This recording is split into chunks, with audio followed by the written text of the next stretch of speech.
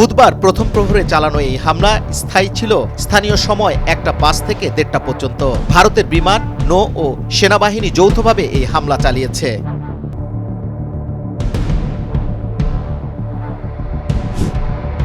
ভারতের 5টি যুদ্ধবিমান গুলি করে ভূপাতিত করার দাবি করেছে পাকিস্তান। জম্মু ও কাশ্মীরের পোলওয়াল জেলার ওয়ান এলাকায় ভারতীয় বিমানের ধ্বংসাবশেষ পড়ে আছে।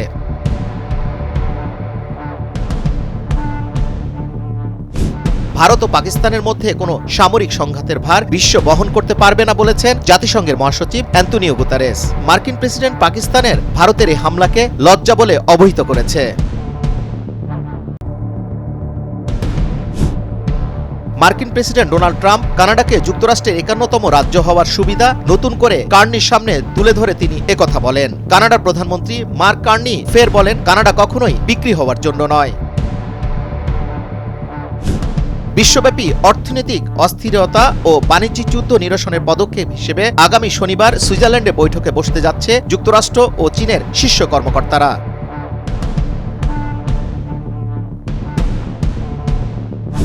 ভারতের ক্ষেপণাস্ত্র ও ড্রোন হামলার প্রতিক্রিয়া জানানোর অধিকার পাকিস্তানের কাছে আছে বলে দেশটির জাতীয় নিরাপত্তা কমিটি জানিয়েছে। দেশটির এই কমিটি বলছে, ভারতের হামলার জবাবের সময় অনুযায়ী যথাযথ পছন্দমতো পাকিস্তান প্রতিক্রিয়া জানাবে। পাকিস্তানে ভারতীয় সামরিক হামলার ঘটনা দেশটির বিভিন্ন প্রান্তে আনন্দ মিছিল করেছে ভারতীয়রা। এ সময় মিছিলে অংশ নেওয়া ভারতীয়দের হাতে বিভিন্ন ধরনের প্লেকার্ড ও পাকিস্তান বিরোধী স্লোগান দিতে দেখা যায়। ভারত আগুন নিয়ে খেলছে বলে মন্তব্য করেছে পাকিস্তানের সাবেক পররাষ্ট্রমন্ত্রী হিনা রাব্বানি খার। এছাড়া ভারতের এই হামলাকে তিনি অযৌক্তিক, ভিত্তিহীন এবং আন্তর্জাতিক আইনের সুস্পষ্ট লঙ্ঘন হিসেবে বর্ণনা করেছেন।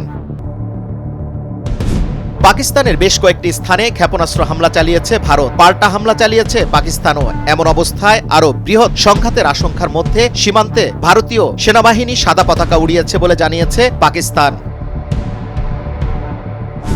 ভারতের প্রধানমন্ত্রী নরেন্দ্র মোদীর ক্রোয়েশিয়া, নেদারল্যান্ড ও নরওয়ে সফর বাতিল করা হয়েছে। পাকিস্তানের ভারতের হামলার পর বিদেশ সফর বাতিলের সিদ্ধান্ত নেওয়া হয়।